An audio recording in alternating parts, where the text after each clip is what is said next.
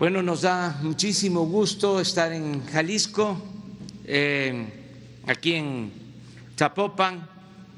Estuvimos ayer aquí y también en Guadalajara. Estuvimos haciendo una supervisión a esta escuela de aviación militar y descansamos en un hotel en Guadalajara. El propósito de hacer aquí la reunión de seguridad pues es entendible. Aquí hemos enfrentado a la delincuencia organizada. Aquí es la sede de uno de los grupos de la delincuencia organizada en Jalisco y se está trabajando de manera coordinada. Aquí desde el principio el gobernador Enrique Alfaro se ha hecho cargo de coordinar las mesas que se reúnen todos los días, que los integrantes de las mesas que se reúnen todos los días para tratar el tema de la seguridad. Lo mismo que hacemos a nivel nacional, de reunirnos diario, a nivel federal, desde el Palacio Nacional, se hace aquí, en Jalisco, y encabeza esa mesa de coordinación de todas las instituciones que tienen que ver con la seguridad, el gobernador. Hemos estado trabajando, repito, de manera organizada. Como lo expresé ayer, podemos tener diferencias y eso es consustancial a la democracia. Nadie debe alarmarse. La democracia es pluralidad, es garantizar el derecho a disentir. Sin embargo, en asuntos como este, que tiene que ver con la seguridad del pueblo, con garantizar la paz, la tranquilidad de los ciudadanos, estamos las autoridades obligados a actuar de manera coordinada, hacer a un lado las banderías partidistas. Y eso es lo que estamos llevando a cabo en el caso de Jalisco. Vamos a iniciar, si les parece, con un informe del gobernador de Jalisco, Enrique Alfaro, y posteriormente informaría el secretario de la Defensa, el general Luis Crescencio Sandoval González. Terminando el general secretario, abrimos para si hay algunas preguntas de parte de ustedes. A lo mejor no hace falta, pero bueno, de todas maneras se abre para que podamos contestar preguntas. Entonces, le damos la palabra a Enrique. Gracias, presidente.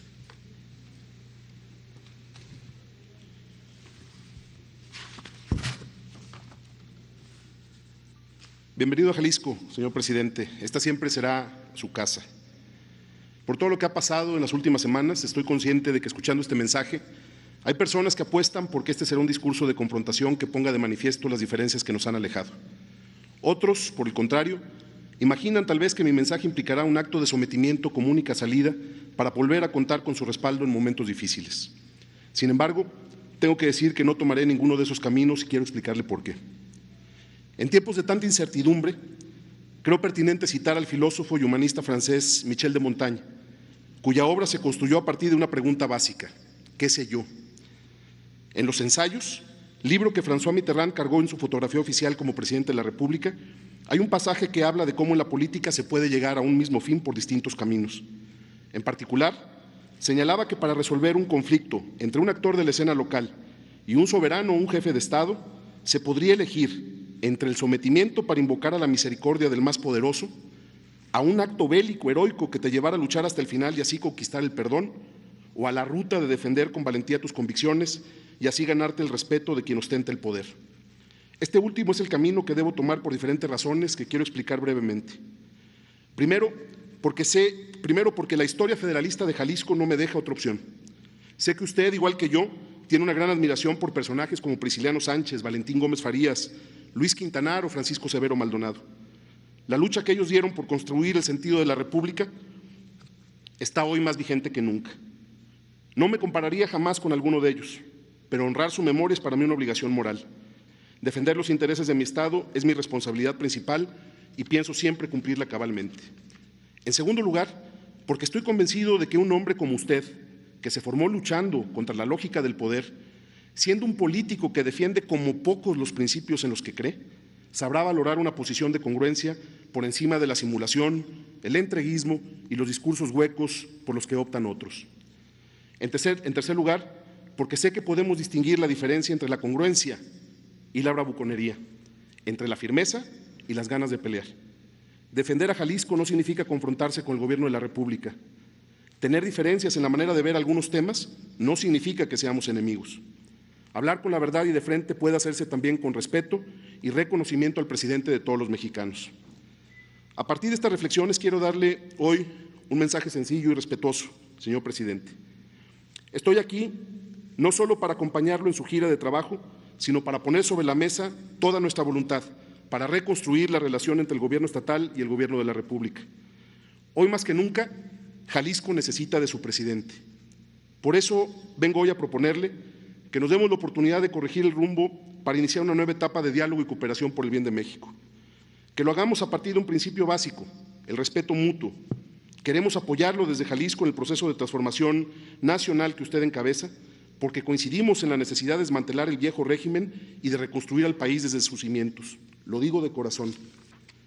Solo pedimos ser escuchados, que los asuntos de interés nacional en los que los estados que formamos este país no estemos de acuerdo con la Federación sean puestos sobre la mesa con voluntad para encontrar una salida. Voluntad de nuestra parte para respaldar el proyecto de nación que usted encabeza y que representa la esperanza de millones de mexicanos, pero también voluntad de su parte para escuchar los planteamientos que desde lo local le dan hoy un nuevo sentido y significado a la idea de lo nacional. Pongo solo un ejemplo. Debemos respaldar, y por supuesto lo digo de convicción, debemos respaldar con firmeza su lucha por acabar con los intereses económicos que sometieron al poder público. Ese fue su compromiso y ese es el mandato del pueblo. En eso no hay discusión. Pero cuando, como gobernador, planteo mi oposición a los decretos que echan abajo inversiones en energías limpias y con ello los compromisos que como país tenemos a escala global para combatir el cambio climático, no creo estarme oponiendo a la lucha que usted está dando de manera correcta contra las empresas abusivas. Esa lucha tiene que mantenerse. Por eso hoy me parece difícil de entender el que si compartimos con usted el compromiso por cuidar el medio ambiente, hayamos tenido que llevar un asunto como este al terreno de una controversia constitucional. Y sin embargo, estoy convencido también de que podemos aún resolverlo dialogando, encontrando un punto de consenso del que el gobierno federal y la agenda ambiental salgan fortalecidos. Presidente, este país se puede todavía poner de acuerdo en lo sustantivo y en torno a eso construir una nueva idea de nación basada en el respeto y la fraternidad. Usted debe encabezar ese esfuerzo y contará siempre con Jalisco para construir esta nueva historia. Si no es así, ¿cómo podremos enfrentar el reto que hoy vivimos en materia de salud pública? ¿Cómo vamos a iniciar el camino de la recuperación económica en medio de la adversidad? ¿Cómo vamos a enfrentar a la delincuencia organizada que quiere someter al Estado mexicano? Los resultados que hemos tenido en Jalisco en materia de seguridad son el mejor ejemplo de cómo coordinados podemos enfrentar los retos más complejos. En un año de trabajo, tenemos aquí un par de láminas nada más para no extenderme ya de más. En un año de trabajo logramos reducir de manera significativa la incidencia delictiva, En el análisis general, con una reducción de una cuarta parte respecto al primer semestre del 2018 en todos los delitos, ahí están incluidos homicidios, fraudes, todo tipo de delitos, pero lo más importante, si le damos a la siguiente, es que en los delitos en los que nos concentramos con un sentido estratégico, la reducción en el primer semestre del año comparado con el 2018 es de casi el 40%, presidente, y esto pone en evidencia que la coordinación con el Ejército, con la Marina, con la Guardia Nacional ha sido efectivo, que hemos podido encontrar un espacio de entendimiento, como bien lo dijo, al margen de las agendas políticas. En eso, mi reconocimiento y mi agradecimiento por el apoyo que nos ha dado, presidente. Los resultados creo que son sin duda alentadores, pero el reto todavía es enorme y hay muchas cosas por corregir y afinar. Si la gente no se siente segura, las cifras sirven de muy poco. Sé que no vamos a fallar y que cada quien cumplirá con su responsabilidad. Quiero terminar mi intervención con una última idea. La crisis económica que vivimos es de proporciones nunca antes vistas. Los estados no vamos a poder reconstruir nuestras economías sin la ayuda de la Federación. No se trata simplemente de extender la mano para pedir más recursos, no. Se trata de acordar una estrategia integral que nos permita salir adelante como país, una estrategia que se construya en consenso con la iniciativa privada, sin eventos protocolarios, sin agendas particulares disfrazadas del bien común, pero también construida sin descalificaciones, entendiendo que son muchos más los empresarios mexicanos buenos que los malos.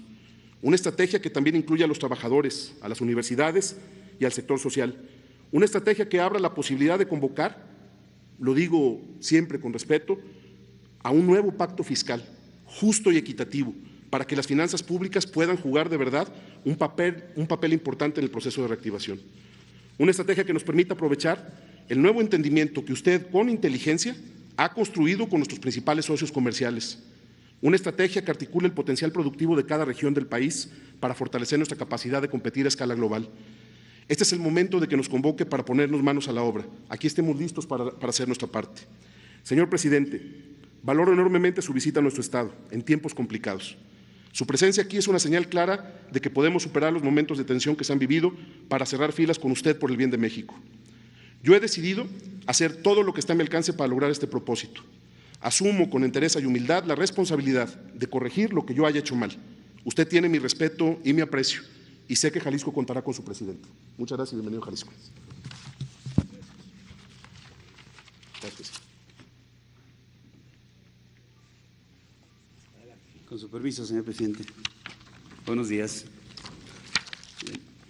El estado de Jalisco cuenta con 125 municipios y una población de casi 8 millones de habitantes.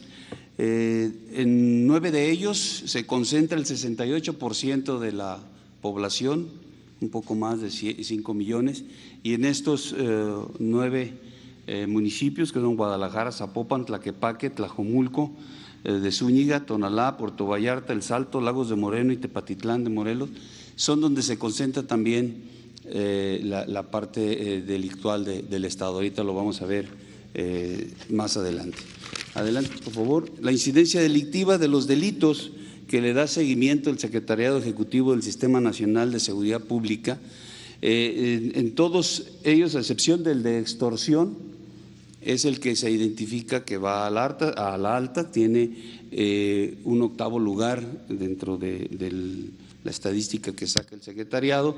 Todos los demás delitos tienen números hacia la baja, y ahorita vamos a ver las estadísticas. La que sigue, por favor. El robo de vehículos, aquí podemos observar en el acumulado como del 2018, 2019, 2020 tiene esa tendencia. En 2018 hubo 19.786 robo de vehículos, en el 2019 16.106 y lo que va del año, 6 meses de este año, 4.644. En homicidios dolosos, del 18 al 19 hubo un incremento, pero del 19 al 20 hay una reducción. En el 19 son más de 2.000 homicidios, en lo que va de estos 6 meses únicamente 739. En el robo a negocios, de igual manera, es una tendencia de reducción. 2018 más de 16.000, en el 19 14.000 y en el 20, 4.283. En extorsiones también tiene esa misma tendencia, 755, 712 y 303 en lo que va del año. El robo a transportistas, en el 2018 fueron 659 eventos, en el 19 299, lo que va del año 161. En robo a casa habitación, con la misma tendencia hacia la baja, 2018 más de 8,000 eventos, en el 2019 6,700 y en lo que va del año 1,927. Narcomenudeo, el narcomenudeo también dentro de lo que se tiene registrado en el secretariado tenemos 2,316 eventos, en el 19 1,714 y en el 2020 436. Y aquí está la gráfica que pueden ir ustedes a observar cómo la tendencia va hacia la baja. Secuestros. Los secuestros, comparando los años, en el 2018 al 19 hubo un incremento de cuatro registros de este delito, y en lo que va del 2020 llevamos 6. En violaciones, en lo que es violación tenemos también un incremento del 18 al 19 de casos, y del 19 al 20 también una reducción importante de 432 a 154. Tomando en consideración todos los delitos de impacto, tiene también una tendencia similar. 2018 tenemos 84,041 eventos, en el 19 77,765 y en el 2020 25,326. Esto, repito, es conforme al seguimiento que da el Secretariado Ejecutivo. Considerando los homicidios dolosos en la presente administración aquí en Jalisco y hasta el mes de mayo, es lo que se tiene registrado, el Estado ocupa el quinto lugar con 2,802 homicidios, y si consideramos estos mismos homicidios por cada 100,000 habitantes, el Estado ocupa el 12 lugar, muy cercano a la media nacional. Adelante. Los municipios con mayor incidencia. Se identificaron 14 municipios en donde hay incidencia delictiva. En estos 14 están los 9 con mayor número de habitantes, y hay 5 en donde se concentra, hay presencia de todos los delitos a los cuales se les da seguimiento y se atiende. Estos son Guadalajara, Zapopan, San Pedro Tlaquepaque, Tonalá y Tlajomulco de Zúñiga. Estos 5 primeros son los donde se concentra el mayor número de eventos delictivos. La que sigue, por favor. En cuanto a seguridad pública en el Estado, las fuerzas estatales tienen una presencia de casi 30,000 elementos. En lo que es los 5 municipios de Zapopan, Guadalajara, San Pedro Tlaquepaque, Tonalá y Tlajomulco, que son donde se concentra la incidencia delictiva, ahí tienen el Estado 22,000 hombres en estos 5 municipios. 22,000 policías que están atendiendo esta situación, y en los otros municipios hay casi 7,500 distribuidos. En Zapopan, en lo que es Zapopan y Guadalajara, el área metropolitana, casi 15,000 policías, que es el 50%, atendiendo la incidencia delictiva. En cuanto a fuerzas de seguridad federales, se tiene una presencia importante también apoyando al Estado, Sedena, Sedmar, Guardia Nacional. Aquí vemos los efectivos que se tienen y los operativos que están en rojo. Hacemos un total de 5,355 elementos operativos desplegados en todo el Estado, coadyuvando con el esfuerzo que se realiza. Y que sumado a lo que tiene la Policía Estatal y Municipal, hacemos un total de 40.483 elementos aquí en Jalisco y 35.273 que están operando en las 8 coordinaciones de la Guardia Nacional en las que se divide Jalisco. En estas 8 coordinaciones se tienen ya 29 instalaciones de la Guardia, solamente nos queda una más porque ya existe en Puerto Vallarta. Estas 29 están establecidas en Mezquitic, en Tequila, Zapopan, Agualulco de Mercado, Puerto Vallarta, Mascota, Ameca, La Huerta, Cocula, Tlajomulco de Zúñiga, Tuxpan, Sayula, Tamazula de Gordiano, Jocotepec, Ixtlahuacán de los Membrillos, Ocotlán, El Salto, Tepatitlán de Morelos, Lagos de Moreno, Tlaquepaque, hay 3 instalaciones, Tonalá, Cuquio y Colotlán, que también hay 3 instalaciones. Entonces, esta presencia de la Guardia Nacional, estas instalaciones de la Guardia Nacional buscan que tenga esta fuerza, esta Guardia Nacional, una presencia en todo el territorio de Jalisco, que genere condiciones de seguridad y que estando ahí atienda la problemática delincuencial que se presenta, que no tengan que ir desde Guadalajara, desde la capital, a atender una problemática en Ocotlán o en Tonalá, sino que ya haya fuerzas en esos lugares que atiendan lo que se esté presentando. Esa es la estrategia que se ha buscado, esa presencia territorial en Jalisco y en todos los estados de la República.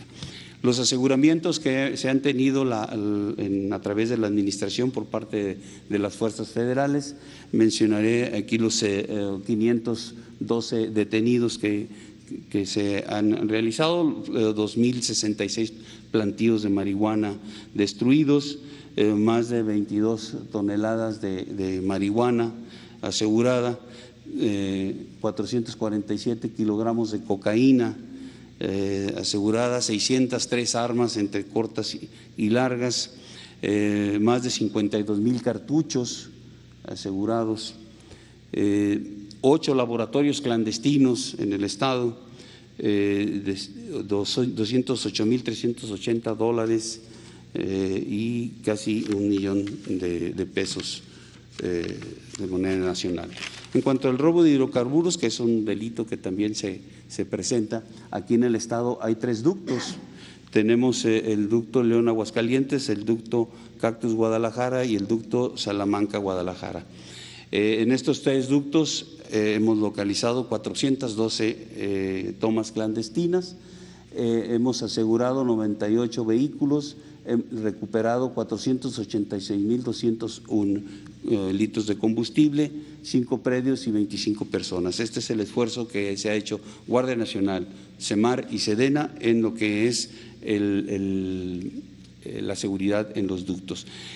Se han identificado 5 municipios en los que está la mayor cantidad de estas tomas: Tlajomulco, Zapotlanejo, Tala, Zapopan y Atotonilco. Adelante, por favor. Este es en relación a las tomas clandestinas. En el 2018 se detectaron 1.460 tomas clandestinas con una desviación de casi 4,000 barriles diarios. En el 2019 nada más 185 tomas y la desviación es de 322 barriles diarios de crudo, y en el 2020 únicamente 48 tomas con 190. Estas tomas clandestinas representan lo que se extrae aquí en el estado, representan el 1.07% del total a nivel nacional. En cuanto a recursos que son asignados al Estado y que tienen una injerencia directa en la seguridad, está el FASP, el Fortasec y el Fortamun, y aquí vemos las cantidades: 377 millones en el FASP, 263 en el Fortasec y en el Fortamun 5.632 millones. Estos recursos van destinados a fortalecer diferentes aspectos de la seguridad. Y en cuanto a los programas sociales, son 18 programas en los cuales tenemos más de 1 millón de beneficiarios, haciendo un total de recursos que llegan al Estado más de 13.022 millones de pesos. Estos programas sociales van enfocados precisamente a donde se identifica que se generan las causas que van a provocar la violencia, la delincuencia en las diferentes partes de nuestra República. La que sigue, por favor. En cuanto a la atención de la emergencia sanitaria, en Jalisco se cuentan con 62 instalaciones hospitalarias, son 18 del IMSS, 3 del ISSSTE, 37 del Estado, 1 de CEMAR y 3 de SEDENA. Se tiene una disponibilidad del 85% de camas en cuanto a hospitalización y el 58% de camas de terapia intensiva. Adicionalmente, se han realizado por parte de las fuerzas federales seguridad de instalaciones, que aquí solamente hay una a la que se le da este servicio, 165 eventos de patrullaje y se tienen 10 fuerzas de reacción para apoyar al Estado en alguna necesidad dentro de esta emergencia. En cuanto al auxilio a la población civil, se ha aplicado el Plan Marina, el Plan de la Guardia Nacional y el Plan de N3 en 52 eventos por lluvia, en 3 de derrame químico, en 2 explosiones, en 32 incendios forestales, en 6 accidentes vehiculares, 1 ferroviario y 1 aéreo, empleándose más de 3.000 elementos y 279 vehículos. En cuanto a búsqueda y rescate, de enero al 15 de julio de este año, la Estación Naval de Búsqueda, Rescate y Salvamento de Vallarta, con sus 14 elementos y sus 2 embarcaciones Defender, han realizado 14 operaciones, han rescatado a 11 personas y han realizado 3 evacuaciones médicas. Es todo. señor presidente. Muy bien, pues este es el informe. Vamos a abrir para las preguntas. Los que preguntaron ayer se esperan a la segunda ronda para que haya equidad. Entonces vamos. Luego los. Gracias. Rubí Bobadilla, del Informador de aquí de Jalisco. Preguntarle, presidente, cuál es su opinión respecto de que Jalisco encabeza a los estados con más cuerpos exhumados en fosas clandestinas. En este sentido, ¿cuándo podría quedar concluido el Centro de Identificación Humana que prometió el subsecretario de Derechos Humanos en enero en su visita aquí al estado? Y en segundo lugar, pues preguntarle, usted en reiteradas ocasiones ha insistido en que la línea 3 del tren ligero pues ya está en operación, sin embargo aquí los jaliscienses todavía no tienen el servicio y la Secretaría de Comunicaciones y Transportes y el gobierno estatal no se ponen de acuerdo de cuándo podrían iniciar estas operaciones. ¿Tiene ya usted una fecha concreta de cuándo los jaliscienses podrían comenzar a utilizar y aprovechar este servicio? Gracias. Bueno, acerca de las fosas clandestinas, hay un programa de la Secretaría de Gobernación para seguir identificando cuerpos de desaparecidos. Es un programa, yo diría, muy responsable, serio, profesional, que nunca se había llevado a cabo y se ha ido avanzando aquí en Jalisco y en la mayoría de los estados de la República. Está a cargo de Alejandro Encinas y el gobernador también está trabajando de manera coordinada para seguir con este propósito de identificar al mayor número de cuerpos de personas desaparecidas y castigar a los responsables.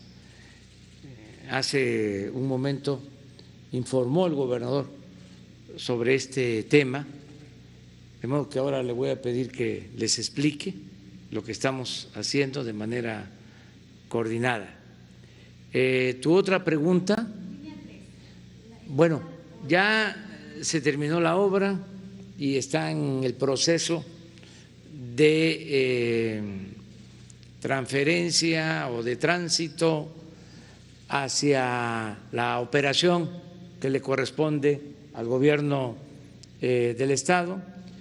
Ya se están haciendo todas las prácticas que se necesitan para cubrir los protocolos y según información del secretario de Comunicaciones vamos a poder inaugurar, pero esto va a depender del gobierno del Estado, de la posibilidad que se tenga de la operación del tren, pero me decían que a mediados de agosto. Sí, ayer acordamos con el secretario ya, para no equivocar, 1 de septiembre ya está. 1 de septiembre. Entonces, está terminado el 15 de agosto, pero nos dimos 15 días para que usted ponga fecha. Sí. Entonces, ¿por qué, Enrique, no comentas lo de las fosas y la identificación? Lo que está haciendo. No sé si pudiéramos en la presentación. Gracias, presidente. Sí, mientras pon esa parte de la presentación, diría, el día de ayer hablé con el secretario de Comunicaciones, con Jiménez Espriu, para poder proponerle al presidente justamente hoy el que ya en función de su agenda defina una fecha de inauguración que podrá estar entre el 15 de agosto y el 1 de septiembre, ya que estamos prácticamente terminando las pruebas preoperativas, ya la obra civil está prácticamente terminada, estamos haciendo los últimos ajustes, estamos listos, presidente, ya para empezar operaciones, entonces ya será cuestión de poner una fecha y también lo platicaremos en un rato más con el presidente, nos ha dado la oportunidad de platicar algunos temas en las próximas horas en su visita a Jalisco. También vamos muy avanzados ya con el proceso con la Secretaría de Hacienda del compromiso de línea 4, que ya está todos los trabajos de planeación terminados y listos para poder arrancar también cuando el presidente lo indique. Entonces, creo que es una muy buena noticia para Jalisco, que estamos ya en la orilla para iniciar operaciones de la línea 3 después de un proceso pues muy largo que ni fue responsabilidad del presidente ni mía, es un tema que nos dejaron ahí, que tuvimos que resolver y que el presidente en su primer visita para Jalisco tomó la decisión de terminar una obra que ya se iba a anunciar desde hace 2 años como terminada, ya inclusive iban a poner la placa de inauguración y llevamos pues 1 año y medio trabajando sin parar, pero estamos ya en la orilla y el 1 de septiembre, a más tardar parece ya, estamos listos y en condiciones de arrancar operaciones. Sobre el tema de desaparecidos, pues siempre es cuestión de cómo se quiera enfocar un asunto como este. Nosotros, por supuesto, que ver estas cifras nos obliga a seguir trabajando sin descanso, pero estamos actuando, como lo dijimos desde un principio, a partir de una premisa que es hablar con la verdad. Eso lo reconoció la secretaria de Gobernación hace un par de días y el subsecretario Alejandro Encinas. Jalisco está sumado a la estrategia que encabeza el presidente a nivel nacional para buscar a quienes están desaparecidos. Aquí no vamos a esconder este tema, estamos haciendo un enorme esfuerzo y somos el Estado que mejor trabajo, según el informe que se presentó, insisto, antier, mejor trabajo ha hecho en el tema de búsqueda con estos resultados. Nos falta, en efecto, concretar algunas cuestiones relacionadas con infraestructura y equipamiento, que estamos trabajando con el subsecretario Encinas, y yo estimo que este mismo año estará culminados los trabajos que nos comprometimos a hacer. La parte estatal va muy bien, avanzando con más recursos y más apoyo para las áreas encargadas de la búsqueda, con las áreas encargadas de atención a víctimas, pero hay una agenda de trabajo ahí permanente, igual que ha sucedido. Cuando ha habido alguna diferencia, la hemos platicado. En la última visita de Alejandro así sucedió, aclaramos las cosas y hoy, pues ahí está el tamaño del reto, 7,180 personas denunciadas. Hoy en la reunión que tuvimos en la mañana, el presidente dio la instrucción y por supuesto que nos vamos a concentrar en ello, de que así como hay cosas y resultados que nos hacen pensar que vamos en la estrategia de seguridad por el camino correcto, también hay otros temas en específico que vamos a tener que apretar, ajustar y afinar la estrategia para dar todavía mejores resultados. Estos son los números en general, presidente. Del Centro de Identificación Forense. También ¿Checo la fecha? Sí. Sí, no traigo la fecha de inicio de los trabajos, pero sí está confirmado el proyecto. Yo se la paso con mucho gusto. Gracias. Sí, ya estamos por iniciar el primero, que es en Coahuila. Se ha avanzado mucho en Coahuila con este propósito y seguimos con este compromiso que tenemos con familiares de personas desaparecidas. Muy buenos días, yo soy Juncal Solano, representando a las benditas redes sociales, Charro Político, Nopal Times y Defensor de la Verdad. Buenos días, señor presidente, señor gobernador. Mi pregunta es la siguiente. El pasado 27 de mayo, el presidente Andrés Manuel López Obrador invitó a gobernadores a tener un mayor control con las finanzas de los estados. Me refiero a cuidar la deuda pública de los estados. En este mismo sentido, invitó a los gobernadores. Asimismo, el gobernador Enrique Alfaro, citando cuando estaba en campañas, mencionó: mi compromiso es puntual, no va a haber en mi gobierno ni un solo peso de deuda pública. Siguiendo este orden de ideas, hoy nos encontramos con lo siguiente y me permito citarlo.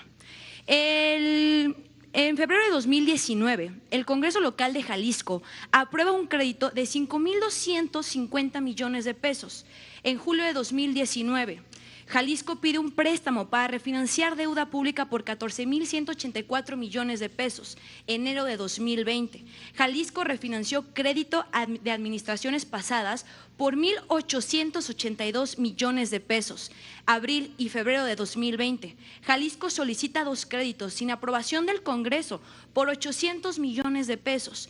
Abril de este mismo año, otra vez, Jalisco obtiene préstamo por 300 millones de pesos. Y para concluir, mayo de 2020, Jalisco solicita un nuevo préstamo por 6.200 millones de pesos. Es decir, que tenemos un total de 33.000 millones de pesos. Uno podrá decir como jalisciense, esto va destinado, bueno, pues para áreas necesarias. El problema es cuando nos encontramos que 5 millones aproximadamente fueron destinados a personajes que, bueno, lo comparan al gobernador con Mariano Otero. Me refiero a Enrique Krauser por concepto de un contrato de difusión sobre programas y actividades gubernamentales. Lo hecho es que, pues, el endeudamiento ya está adquirido por el Estado. Mi pregunta es la siguiente, señor gobernador. ¿Podría dar su palabra, ahora que estamos, bueno, pues, junto con el presidente Andrés Manuel López Obrador, de no endeudar más al gobierno del Estado de Jalisco, a menos de que sea por causa mayor? Y, si me permite, una segunda pregunta. Sí. Bueno, por supuesto que es un planteamiento con muchas imprecisiones. La deuda pública no se puede destinar a pagar a medios de comunicación. La deuda pública tiene que destinarse para proyectos de inversión productiva. En segundo lugar, he sostenido en todas mis responsabilidades como presidente de Tlajomulco, como presidente de Guadalajara, que la deuda puede ser un instrumento importante para apalancar proyectos para el desarrollo. Como presidente de Tlajomulco contraté deuda y dejé las finanzas de Tlajomulco como las más sanas de su historia. Como presidente de Guadalajara contraté deuda y dejé las finanzas de Guadalajara con un nivel de solidez que nunca habían tenido. Como gobernador del Estado hemos tomado este camino que nos pone todavía con un nivel de endeudamiento per cápita, es decir, la deuda por cada habitante jalisciense está muy por debajo de la media nacional. Hemos mantenido una comunicación permanente, aquí señalabas, no sé con base en qué, que se aprobó deuda sin el aval del Congreso, eso no se puede hacer. Pero lo más importante es que con la Secretaría de Hacienda, porque se ha especulado de si este tema es un motivo de conflicto con el gobierno federal, yo creo que no, yo creo que al final de cuentas el presidente ha expresado su opinión y es respetable y es entendible también. Por supuesto que nosotros tenemos que poner sobre la mesa que si se está hablando de la necesidad de tomar una ruta para poder resolver los problemas y el rezago de infraestructura que tiene Jalisco a través de estos mecanismos, es porque no nos quedaba de otra. Simplemente el costo financiero que ha tenido la emergencia sanitaria para nuestro Estado es del orden de los 5.600 millones de pesos que tuvimos que resolver usando recursos que estaban etiquetados para apoyar a los municipios, para hacer obras de escuelas, de hospitales, de infraestructura social, que por supuesto considero prioritarios, y en ese sentido estamos muy tranquilos con la decisión tomada. Y quiero además decir que la Secretaría de Hacienda ha acompañado el proceso desde un principio, es decir, insisto, más allá de la posición y la opinión que respetamos respecto a la ruta que hemos tomado, lo que hemos hecho es hacer las cosas bien y no debe de haber ningún problema para que este proceso camine y sea registrado en Hacienda como tal, porque ha cumplido con todos los pasos que marca la ley. Y segundo, es un ejercicio de la soberanía del Estado que han tomado también otros gobiernos estatales y que adicionalmente tiene como respaldo la calificación que acaban de dar dos calificadoras internacionales en las que nuestra salud financiera, particularmente la calidad de nuestras líneas de crédito, subió de AA- a AA. Entonces, ¿Jalisco seguiría endeudándose? Por supuesto que no es la ruta. Nosotros lo que resolvimos es el recurso que necesitamos para enfrentar la emergencia sanitaria. Se tomó una decisión que se tenía que tomar. Estamos en condiciones de tener finanzas sanas y de enfrentar con estos recursos la estrategia que hemos diseñado para la reactivación económica. Es una ruta que vamos a defender como la correcta y por supuesto que no estamos, como algunos han querido construir la idea, hipotecando el futuro de Jalisco. Estamos generando mecanismos de financiamiento que van a permitirnos fortalecer las finanzas estatales. Y una segunda pregunta, señor gobernador. En el marco de las manifestaciones por el lamentable caso de Giovanni López el pasado 4 de junio, bueno, aquí en Guadalajara vivimos manifestaciones donde en un inicio usted señaló y responsabilizó que todo esto, las acciones violentas, venían por parte de la Ciudad de México y llamó textualmente los sótanos del poder. Dicho esto, también responsabilizó al presidente Andrés Manuel López Obrador de ello. Posteriormente dio otro segundo video donde mencionaba que no precisamente el presidente Andrés Manuel de forma directa, pero sí gente de Morena muy cercana al presidente. Continuando con esto, el presidente Andrés Manuel López Obrador pidió que se mantuviera en lo dicho y bueno, pues que se presentaran pruebas. Creo que es importante para los jaliscienses saber en qué va, cómo va esta situación y preguntarle, ¿nos podría compartir el nombre de las personas que acusan de apostar por la violencia para mantener el poder y señalar con qué pruebas cuenta para sostener sus dichos? Y una más, ¿usted considera que ya se hizo justicia para Giovanni a casi mes y medio de lo sucedido? Gracias. Con mucho gusto. Primero tendré la oportunidad, como lo expresaba hace un momento, de platicar en un rato más con el presidente. Lo dije desde un principio, están las grabaciones y están los testimonios, inclusive los tengo preparados por si se ofrecía, pero no es el caso. Lo que dije siempre es que yo creo que el presidente es un hombre de bien, que no haría algo para lastimar a Jalisco. Lo dije desde un principio y señalé, por supuesto, la percepción que tenemos de la intervención de algunos actores que por supuesto es mi compromiso, además así lo dije públicamente, entregarle al presidente de manera personal la información que tenemos al respecto y confío en que él la va a revisar y tomar las decisiones que sean convenientes. Nosotros lo que entendemos es que con el gobierno de la República puede haber momentos difíciles, hay momentos de tensión. No fue fácil lo que se vivió en esos días en Jalisco y el presidente sabe que más allá de posiciones y de argumentos que se ponen sobre la mesa, yo lo respeto y le tengo aprecio y sé que lo dije públicamente, está grabado, están los testimonios. No, es que yo sé que hay quienes todavía, como te escucho, quieren seguir echándole leña al fuego. No le voy a entrar. Yo al presidente lo respeto y lo aprecio. Le voy a entregar, como me comprometí públicamente, la información de la que disponemos respecto a lo que pasó. Es la información que tenemos y se la voy a poner a su consideración, la traigo preparada, aquí está, pero es para él, es para el presidente, no es para seguir alentando el debate público. Lo que nosotros queremos es que en Jalisco se garantice la libertad de expresión. Estamos trabajando para hacer modificaciones de fondo en la Fiscalía del Estado. Por supuesto que estamos comprometidos con la agenda de que se haga justicia en el caso de Giovanni, en el caso de los jóvenes que fueron detenidos de manera arbitraria por policías ministeriales. En el caso de Giovanni están detenidos y en la cárcel los policías que le ocasionaron la muerte. Será responsabilidad de las instancias de impartición de justicia culminar el proceso, ya esa parte no le toca al gobernador, pero los policías municipales están detenidos y en el caso de las manifestaciones, los mandos y los elementos que estuvieron participando en este asunto tan lamentable también están detenidos, y personalmente le pedí al fiscal general de la República atraer el caso para que sea una investigación que lleve la Fiscalía de la República. Por eso estamos claros de que estamos en el camino correcto. Fue un episodio difícil, fue un episodio en el que se puso en riesgo la estabilidad de nuestro Estado, y son temas que agradezco mucho la oportunidad que hay de platicarlo con el presidente, y lo haré como deben de hacerse las cosas, platicando de frente, con argumentos, y no en un ejercicio que siga alentando el enfrentamiento y el debate mediático. Yo no voy a estar en esa dinámica. Si eso lo esperaban de mí, pues lo siento, ya lo expliqué al inicio de mi discurso.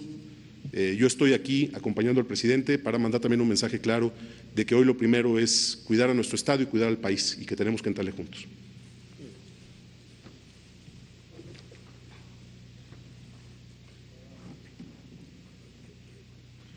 Buenos días, Lauro Rodríguez de NTR Guadalajara, también medios locales.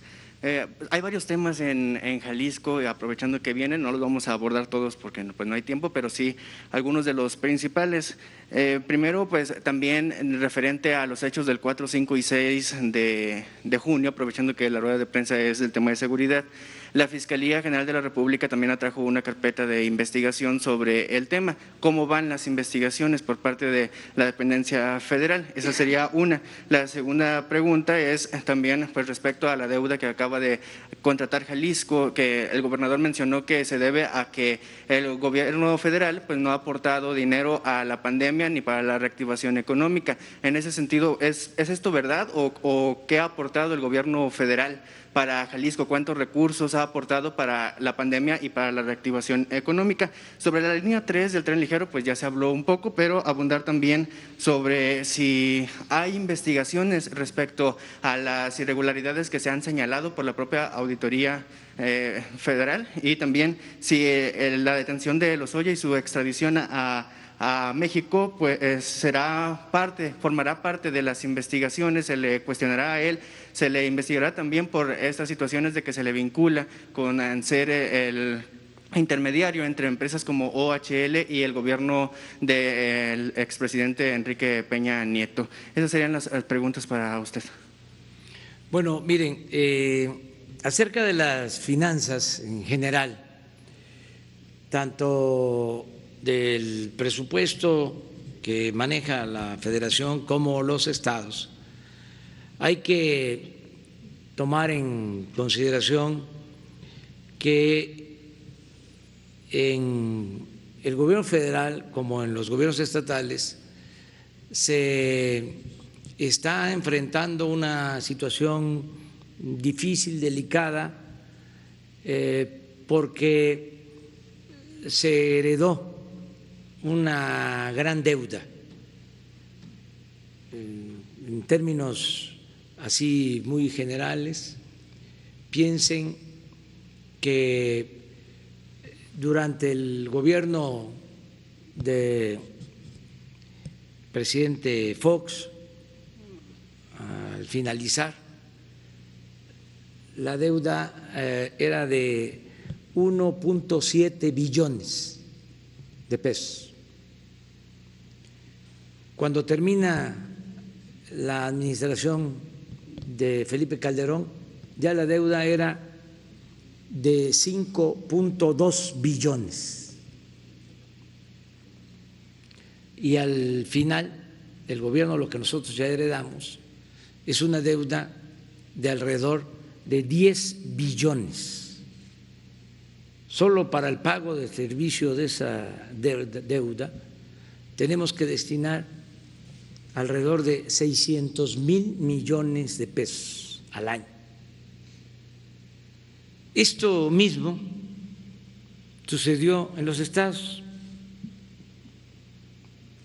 Fue creciendo mucho la deuda, y ahora, para enfrentar ese problema en las finanzas públicas, pues hay varias opciones. Una opción es aumentar impuestos para que los gobiernos puedan financiarse. Otra opción es contratar o reestructurar las deudas. En el caso de la renegociación de deudas, lo que se busca es pagar menos intereses y también alargar los plazos, y esto da un respiro a las finanzas. Hay que hacerlo, se hace en todo el mundo. Y también como opción la contratación de la deuda. La otra opción es apostar a que no haya fugas en el ejercicio del presupuesto, sobre todo que no haya corrupción, para que rinda más el dinero, porque antes se optaba por el endeudamiento, por el aumento de impuestos y además había muchísima corrupción y se iba el dinero del presupuesto por el caño de la corrupción. Entonces, se tiene que llevar a cabo una política anticorrupción, desterrar la corrupción, que es el principal problema de México, sin duda. Y la corrupción no solo hay que combatirla por razones de índole moral, sino porque se pueden liberar muchos fondos para el desarrollo. Si una obra con corrupción la cobran en 1.000 millones, sin corrupción se puede hacer en 250 millones y se ahorran 750 millones. Ahí está el caso del aeropuerto de la Ciudad de México. Estaba estimado que iba a costar, si nos iba bien, 300.000 millones. Se iba a terminar hasta finales del 2024 si nos iba bien. Ahora se está haciendo el aeropuerto, 75.000 millones va a costar y lo vamos a inaugurar el 21 de marzo del 2022. De 75.000 a 300.000. Son 225.000 millones de ahorro. Y así en todo. Entonces, en el caso de los estados, están haciendo un esfuerzo para enfrentar el problema de la deuda de manera legítima. Le solicitan a la Federación más recursos, pero también la Federación tiene límites y tiene que buscar que se mantengan sanas las finanzas, que no se endeude el país, que podamos cumplir con todos nuestros compromisos. Les voy a hablar de 4 escenas o recuadros sobre las finanzas. Un recuadro en cuanto a ejercicio de presupuesto tiene que ver con el aumento constante en el pago por intereses de la deuda pública. Va así en los últimos 10 años, hacia arriba. Otro recuadro es el del aumento en el pago de pensiones, que tenemos que resolver de fondo este asunto grave, porque también va así. cada vez se tienen que destinar más fondos al pago de pensiones. Un tercer recuadro, las transferencias a los estados con legitimidad y además defendiendo a sus ciudadanos. Los gobernadores están pidiendo que se transfieran más recursos federales a las entidades, pero también ha crecido la transferencia de recursos. En nuestro caso, no le hemos quitado recursos a los estados, se les ha entregado lo que por ley les corresponde y de manera puntual, es decir, no tenemos deuda, estamos al día, al corriente en la entrega de recursos de la Federación. Entiendo que lo que se busca es un nuevo pacto fiscal para que lo que se recauda a nivel nacional se distribuya con una nueva fórmula.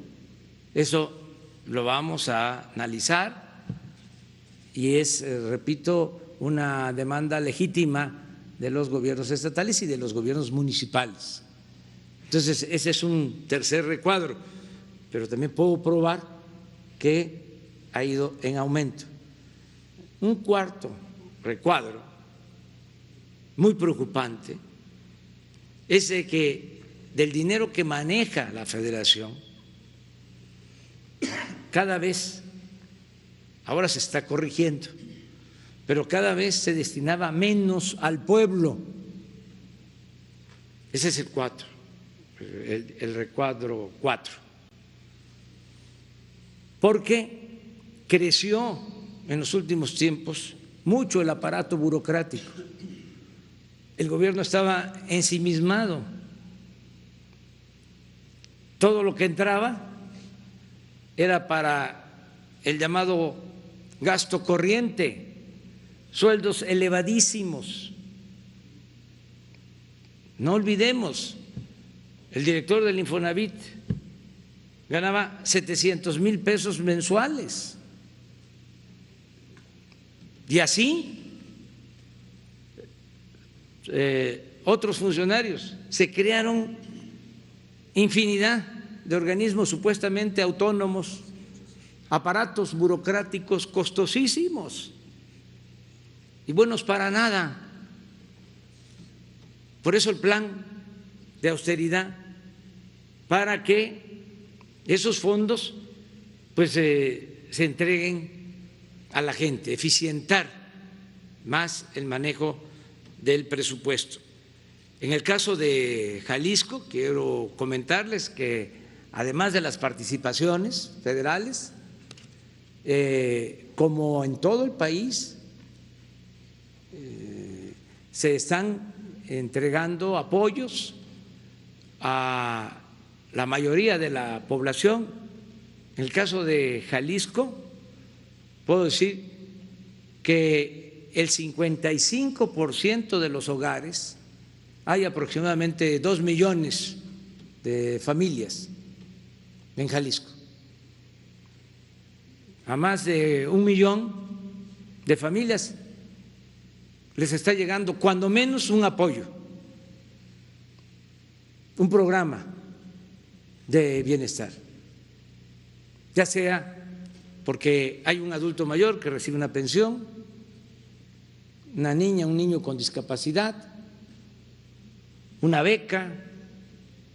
Ahora con la crisis económica, porque esto a lo mejor no se sabe, pero es importante informarlo, solo en créditos para pequeños empresarios del sector formal y del sector informal, de los que se buscan la vida como pueden. Estamos hablando de comerciantes, artesanos, dueños de talleres,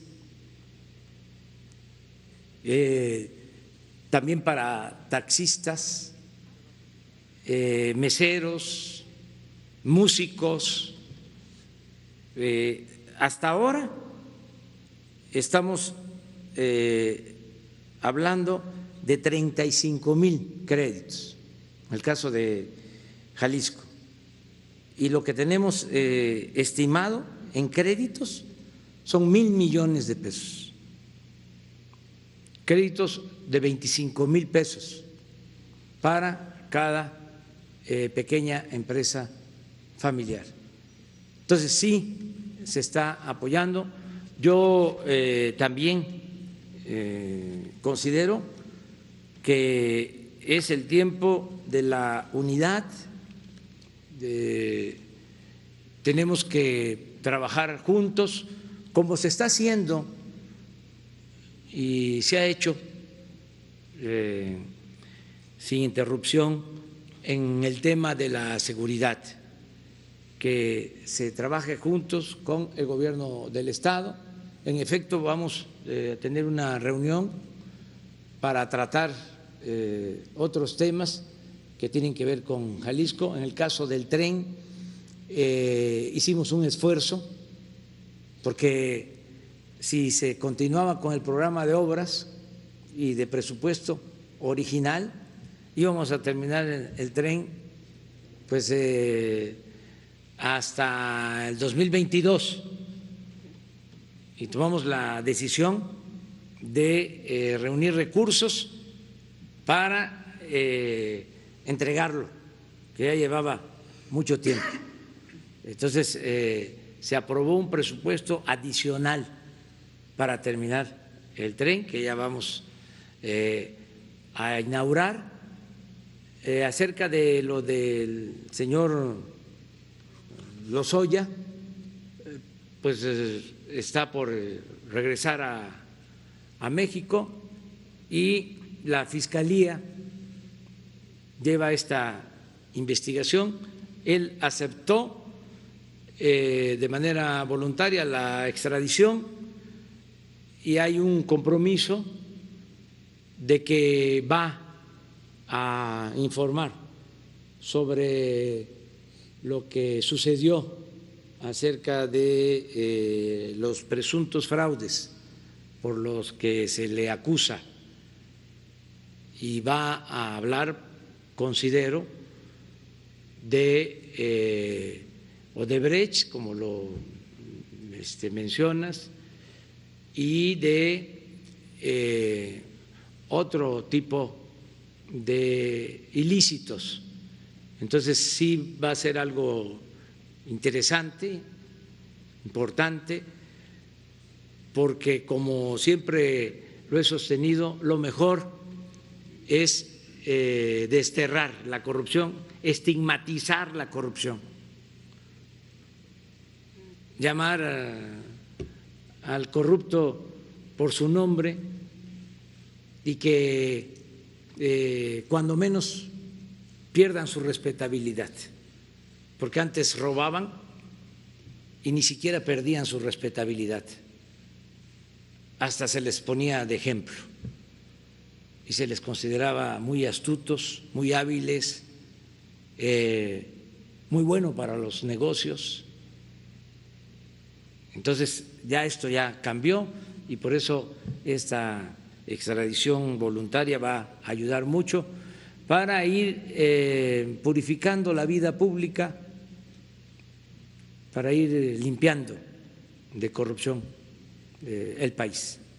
Y en el tema de las investigaciones de cómo van sobre las violaciones a los derechos humanos en el día 4, 5 y 6 de junio en la carpeta que tiene la Fiscalía. Eso es en efecto una investigación de la Fiscalía.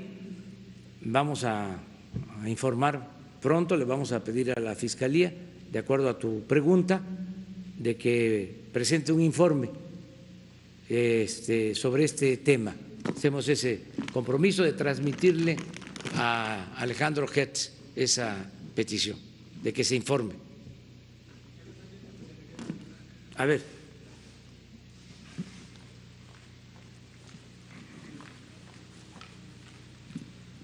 Muchas gracias, presidente. Muy buenos días. Miguel Arzate, del Sistema Público de Radiodifusión, Canal 14. Preguntarle, presidente, aprovechando que estamos en Jalisco y contamos con la presencia del gobernador, primero, si el gobernador nos podría compartir su opinión respecto a este desplegado que 30 personalidades entre escritores, políticos y activistas sacaron, titulado Contra la deriva autoritaria y por la defensa de la democracia, en donde se pronuncian no muy contentos respecto a la transformación al movimiento que su gobierno encabeza, señor presidente. Y preguntarle al gobernador, porque entre los firmantes de este desplegado, entre los escritores, está Enrique Krause, quien ha comparado al gobernador con Mariano Otero y se ha pronunciado a favor de su gobierno. Por ello, preguntarle su opinión respecto a este desplegado, porque llaman a conformar un frente que pues derroque o se oponga a la transformación que encabeza, presidente, y también si nos pudiera hablar, profundizar más sobre la carta que ya envió, comunicó, donde habla de que qué bueno que se quiten máscaras, ¿no? Y que este tipo de personajes muestren sus posturas como son. Si primero podría tener los comentarios del gobernador y luego su participación, presidente, y si me permite una segunda pregunta. Claro, Enrique está acostumbrado a responder todo. Nada más una recomendación respetuosa, que como aquí lo hemos dicho, procuremos la conciliación,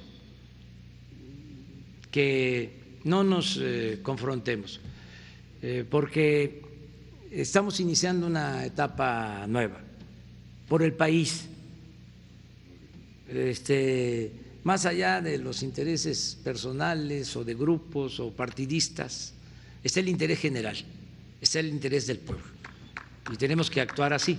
Pero bueno, Enrique responde y yo también les contesto sobre lo del desplegado, también en muy buenos términos, de manera respetuosa. Bueno, sí lo leí. Opino que el mismo presidente ha expresado que en este país se respeta la libertad de todos de expresar sus opiniones. Mi visión la expliqué en mi intervención inicial. Yo no creo que sea el momento de estar llamando a la confrontación, creo que es el momento de cerrar filas y de ayudarle al presidente a sacar adelante al país. Creo que es nuestro compromiso fundamental, que es natural que existan diferencias y puntos de vista encontrados, que también eso habla de la pluralidad de este país. Difícilmente puedo opinar de lo que escriban personajes a los que respeto, entre ellos a Krause. Yo le tengo respeto y aprecio. Nunca, lo dije también en mi discurso, qué bueno que lo puse, entre otras cosas, que el hecho de que yo admire a personajes como los que ya mencioné, y que por supuesto admire a Mariano Otero, o en el caso de mi ciudad a Fray Antonio Alcalde, jamás será comparándome con ellos. Yo no me puedo comparar con personajes así, pero son inspiración y son ejemplo, y en ese sentido, pues lo único que yo puedo decir es que la expresión de estas personas es respetable, pero el mensaje creo que hoy es claro y el presidente lo plantea en esos términos también. Tenemos que iniciar una nueva etapa. Si seguimos apostando a eso, vamos a tomar el camino equivocado. Entonces, me voy a concentrar en ello, voy a trabajar en ese sentido y voy a hacer todo lo que está a mi alcance para abonarle en esa lógica. Ayer, por cierto, presidente, tuvimos una reunión, los gobernadores que hemos estado juntándonos a platicar en medio de la emergencia sanitaria en la ciudad de Durango, y coincidíamos en esta visión, que llegó el momento de dar un paso hacia adelante y decir cómo le hacemos para encontrar los acuerdos. Lo dijo en un ejemplo muy concreto el presidente ahorita, y lo agradezco y lo celebro en ese sentido, señor presidente. Pasar de la lógica de los estados diciéndole a la federación que queremos más dinero, que tenemos muchas necesidades, a un planteamiento en el cual podamos hacer una revisión completa del pacto fiscal, discutirlo, debatirlo y establecer nuevas reglas. Yo creo que esa es la ruta que podemos seguir y nos vamos a mantener en ese propósito. Miren, porque lo vamos a hacer con respeto, y además porque debe verse como algo que ayuda a mejorar la vida democrática de México. Sí estaría bien que se diera a conocer el desplegado de los escritores y de periodistas y que también se diera a conocer mi respuesta. Ahora que yo respondo, como se dice en el lenguaje parlamentario, por alusiones personales. Entonces, tengo que pues fijar también una postura. Pero es muy interesante el debate, es consustancial a la democracia. Entonces, si pudieran poner el desplegado, ¿qué más?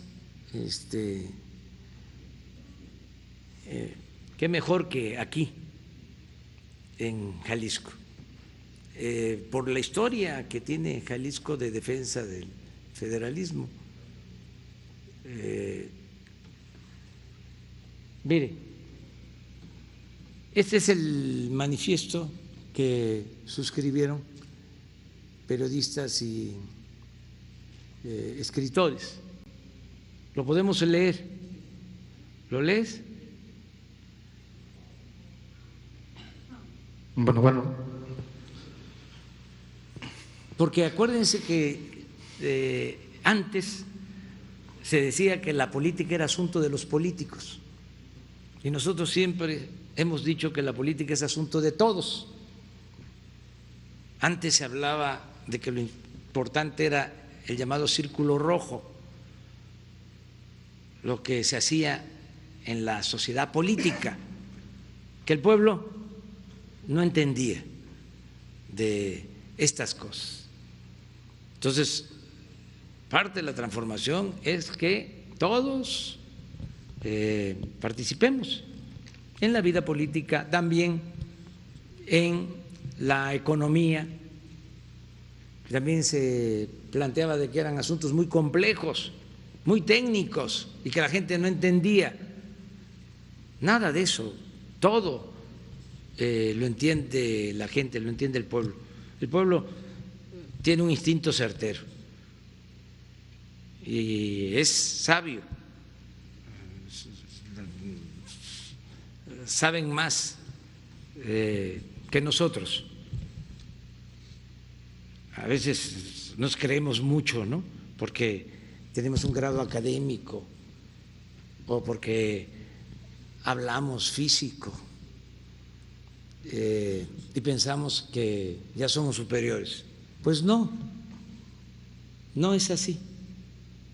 La gente tiene mucha sabiduría, mucho juicio práctico, mucho sentido común, que es el menos común de los sentidos. Entonces, vamos a compartir la información. Sí, buenos días. Este desplegado fue publicado el día de ayer en el periódico Reforma. Se titula Contra la deriva autoritaria y por la defensa de la democracia. Dice así: han transcurrido casi 20 meses del gobierno encabezado por el presidente Andrés Manuel López Obrador. El triunfo del presidente fue inequívoco. No obstante, sin que la mayoría de los mexicanos votáramos por ellos y violando la Constitución, Morena y sus aliados lograron que una minoría de votos se convirtiera en una mayoría de escaños en el Congreso.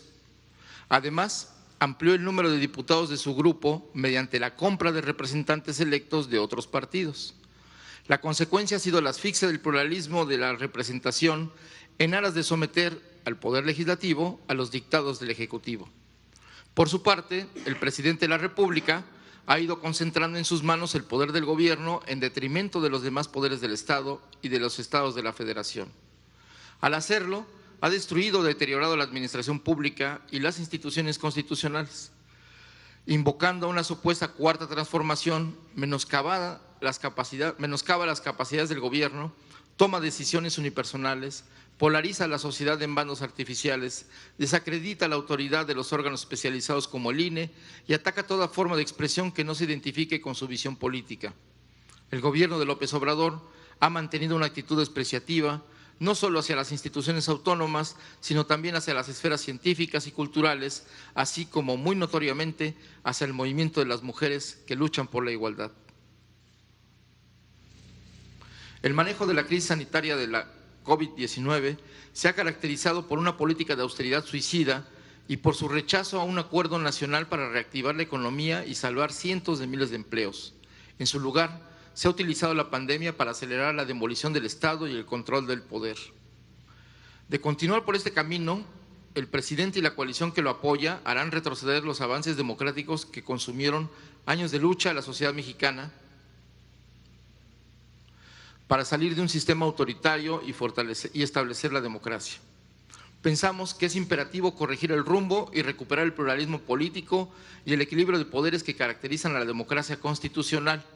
La única manera de lograrlo es mediante una alianza, amplia alianza ciudadana, que junto con los partidos de oposición construya un bloque que, a través del voto popular, restablezca el verdadero rostro de la pluralidad ciudadana en las elecciones parlamentarias del 2021. Es necesario que esta alianza obtenga la mayoría para asegurar que la Cámara de Diputados recobre su papel como contrapeso constitucional al Poder Ejecutivo y obligar al Gobierno a respetar la pluralidad democrática.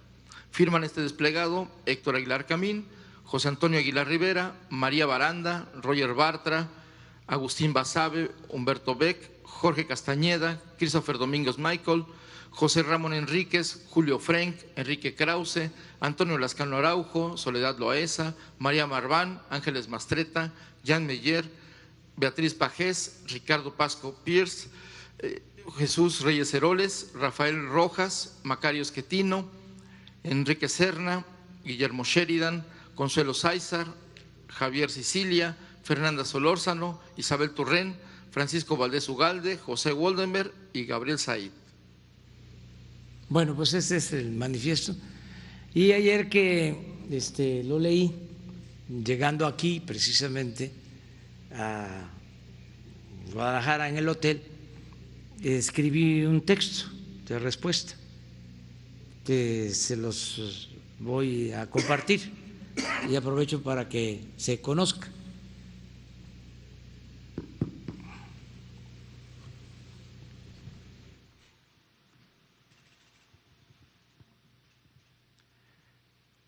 Celebro que escritores y periodistas que han defendido desde siempre el modelo neoliberal o neoporfirista se agrupen, se definan y dejen de lado la simulación para buscar restaurar el antiguo régimen caracterizado por la antidemocracia, la corrupción y la desigualdad.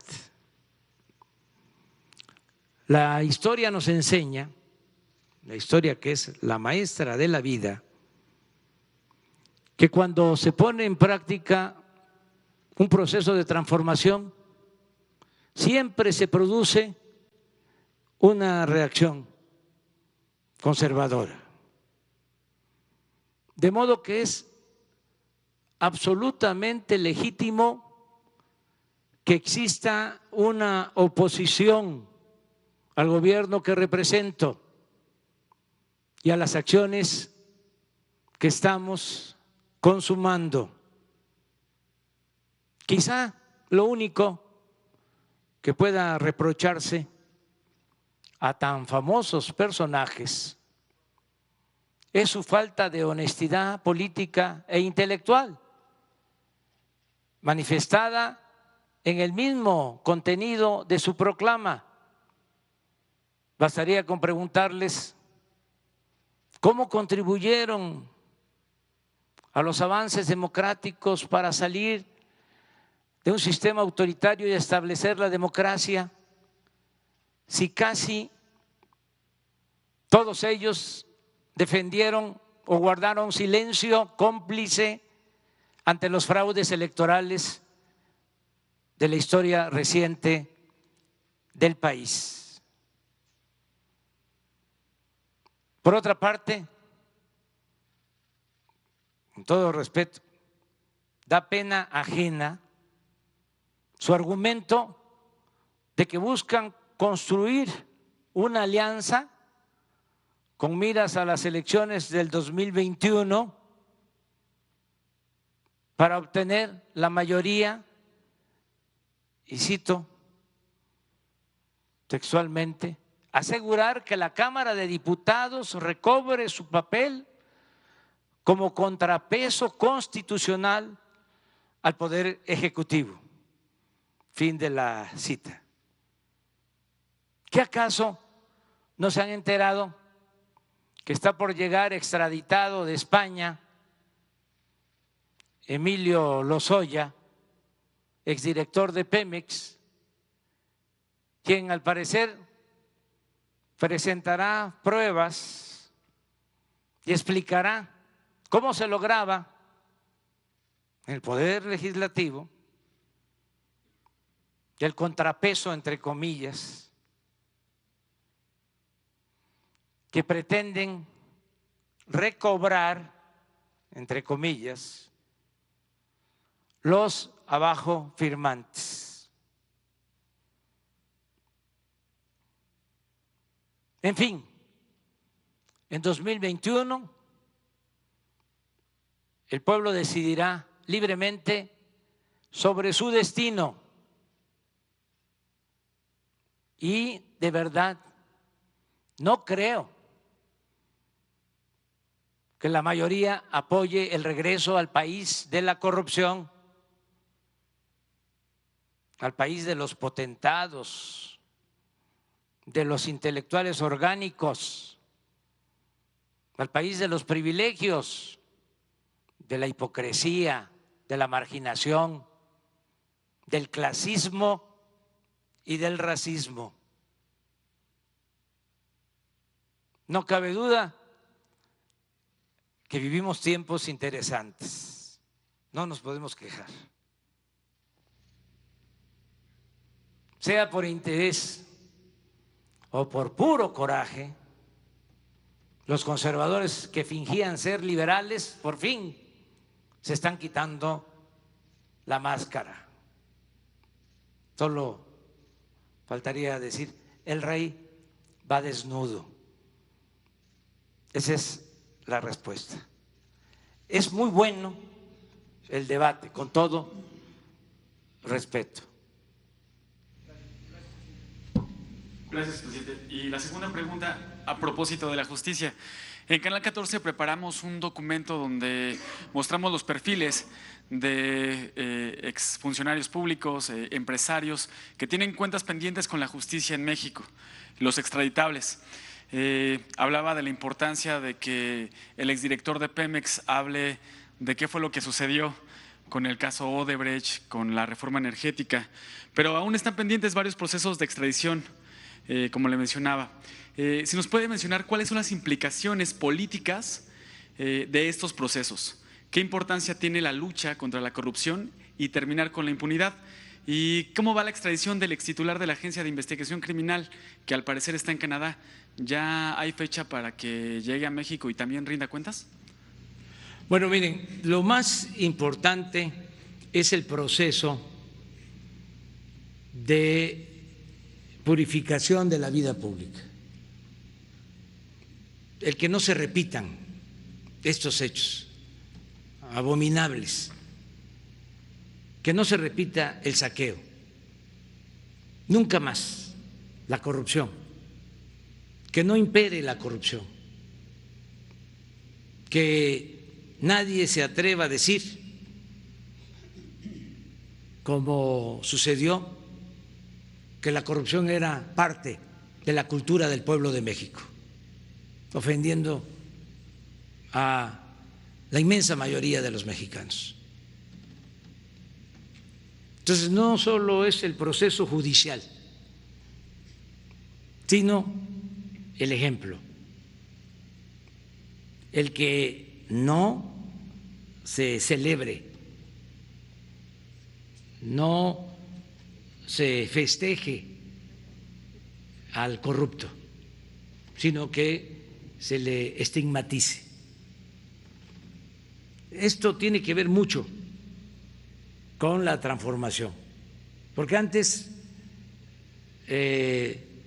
se llegaba a extremos de decir que si no se transaba no se avanzaba. Llegaba un servidor público a ocupar un cargo y si no robaba era tonto. Se llegó en algunos casos, no en todos afortunadamente, porque el pueblo de México tiene muchos valores y es un pueblo honesto, pero en algunos casos se le llegó a decir a los hijos: estudia para que cuando seas grande seas como don fulano, un reverendo ladrón. Un político también famoso, finado, decía que político pobre, pobre político. Otro político también, finado, parte de la picaresca política mexicana, decía que la moral era un árbol que daba moras y que servía para pura eso. Era lo que predominaba, triunfar a toda costa sin escrúpulos morales de ninguna índole, y de inmediato llegaban a los cargos, residencias lujosas, sus departamentos en Nueva York, las zonas más exclusivas, en Miami. Eso de Miami era como tener una casa en cualquier colonia popular de nuestras ciudades. Era lo más común, eran hasta vecinos en departamentos. ¿Cuánto daño le hicieron al país con eso? De ahí las deudas, de ahí que no alcance el presupuesto, de ahí sobre todo la desigualdad monstruosa del país, porque la causa principal de la desigualdad es la corrupción política. No hay que tener ninguna duda al respecto. La profunda desigualdad que hay en México se le debe a la corrupción,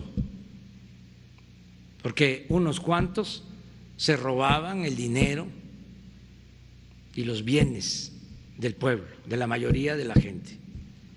Entonces, por eso lo de la llegada del señor Lozoya va a ayudar mucho. Lo mismo el caso de este señor Cerón. Imagínense,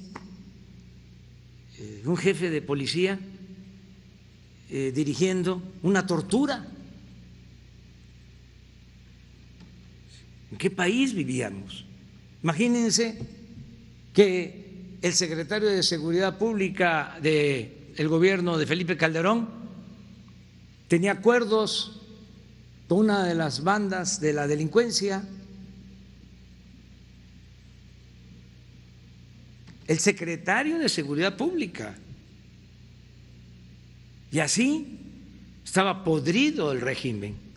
Ahora resulta que los escritores y periodistas añoran el regreso a esa podredumbre. Están en su derecho porque vivimos en democracia. ¿Quién va a decidir? El pueblo. El pueblo, de manera libre, va a decidir qué quiere hacia adelante, cómo quiere labrar su destino, el de su familia, el de sus hijos, el de las nuevas generaciones. Es una decisión libre, soberana. Yo ya no quiero volver a ocuparme de estos asuntos porque sí están en el límite de lo político electoral y no quiero bajarme a la arena política electoral por respeto a la investidura presidencial. Sin embargo, lo tengo que hacer porque soy pues señalado y tengo que utilizar mi derecho de réplica. Además, es bueno el debate democrático. Pues yo creo que sí, si me involucran, pues voy a ejercer mi derecho de réplica. ¿O creen ustedes que no debo hacerlo? Sería bueno preguntarle a la gente si me tengo que quedar callado. Para mí va a estar difícil porque siempre digo lo que pienso, pero a lo mejor eso también se pone a consideración de la gente, y si la gente recomienda que yo no responda, no lo haría. Porque lo pueden estar provocando. Sí, pero no voy a todas, porque si no, no trabajaría. O sea, imagínense, sin presumir, soy el presidente más atacado en los últimos 100 años.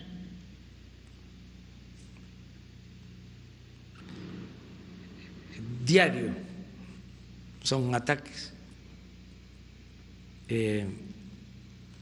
Es un timbre de orgullo,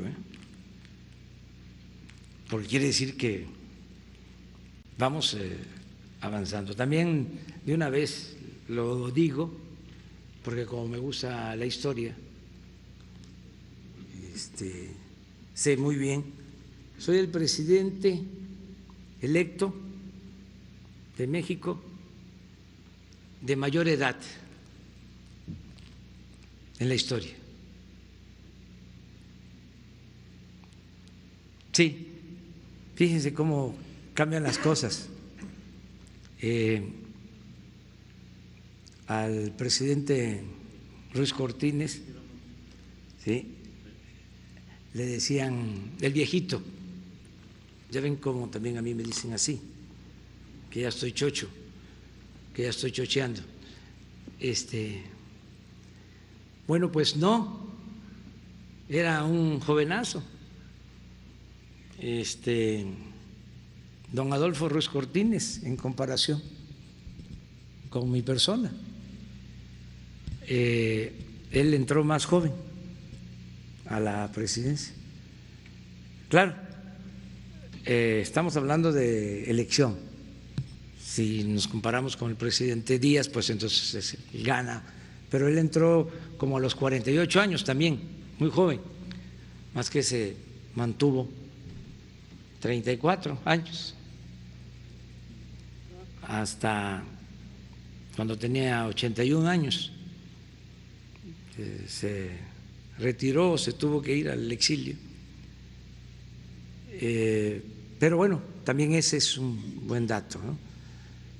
Vamos a seguir teniendo energía suficiente y ojalá que también la paciencia, la prudencia que se requiere, la sabiduría y nunca perder algo que es fundamental, que tenía un presidente que admiro mucho, el general Lázaro Cárdenas: el amor al pueblo. Así como Juárez era un patriota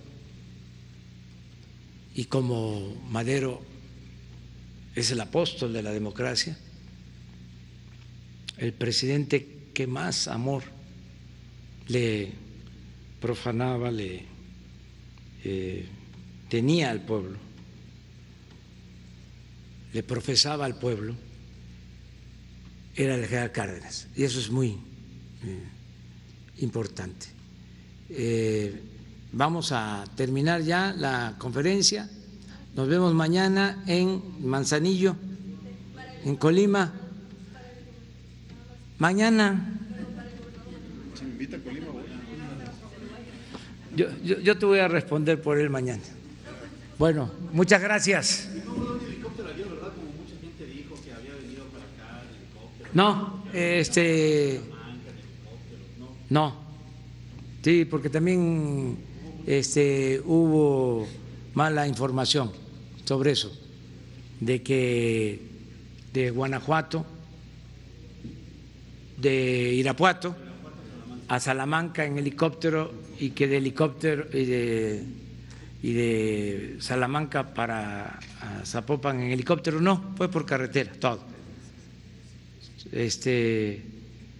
Y estuvimos aquí, sí, para ver algunas cosas y también para caminar aquí en la pista, hacer un poco de ejercicio. No pude batear, fue nada más caminar y luego nos fuimos a un hotel en Guadalajara y ahí descansamos. Y ahora vamos a inaugurar un cuartel de la Guardia Nacional aquí en Jalisco y nos vamos a Manzanillo, sí, también por carretera. Sí, los únicos que usan aviones y helicópteros son los que tienen que ver con la seguridad, porque ellos tienen que llegar más rápido en todo, y su trabajo lo amerita, porque están pendientes, viendo todo lo que sucede en el país y ellos me informan. Claro, si toco madera, se necesitara ir a un lugar pronto por una emergencia, entonces sí, me trasladaría en un avión o en un helicóptero de la Secretaría de la Defensa o de Marina, pero no es necesario. Es importante también recorrer el país a ras de tierra, porque va uno viendo. Imagínense, si llego en helicóptero, ¿cuándo me voy a enterar de cómo están los caminos? Entonces sí, voy viendo cómo está el mantenimiento de las carreteras. Soy como supervisor de obra para la Secretaría de Comunicaciones, es otro de mis trabajos que tengo. Muy bien, nos vemos mañana. Dios.